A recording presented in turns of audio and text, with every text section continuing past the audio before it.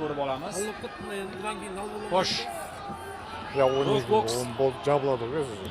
All Stars 11dan keyin. promotorlik kompaniyasi kecha va markaziy jang ringdagi uchuvchilar Sobir Hakimov xalqaro toifadagi hakam. Aynan u jangni boshqaradi. Erkebo'lan 5000 qo'yasiz. jeb bilan boshladi, chap qo'lda. Nikulin Ha? kuzatyapti. Jarayonni.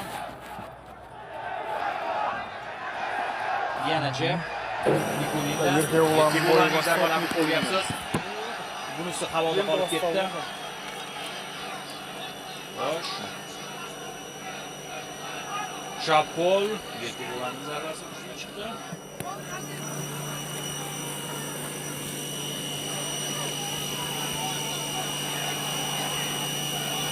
Va endi zarbalar e'tiborli Erkebo'lan.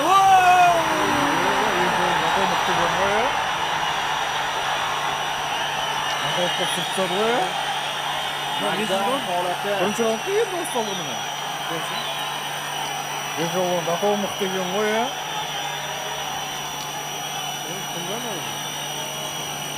Xo'sh. Yana bitta bo'ldi. Bo'ldi. Uchinchi nuqta tegishini ham kutib o'tirmadi. Sal Qo'ygan qo'yadi qo'ya. sal o'ynab o'ynadi. Sal o'ynab o'ynadi. Erkebo'landa Сейчас секунд ayb tutadi qo'ya. Afsuski birinchi raundning o'zida g'olib ma'lum bo'ldi. Afsuski Vaqtiga qo'yadi qo'ya. hozir murabbiylar shtabidan e'tiroz bo'lyapti. Nikulin uchish nuqta yerga tegmadi, ya'ni havoda chayqalib turgan, ya'ni tik oyoqda chayqalib turgan deya. Bunday holatda referi ko'zga qarabdan, ko'z bir nuqtada bo'lmasa ham to'xtatish. Ding.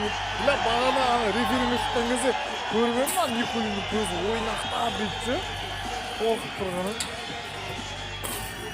Yaxshi.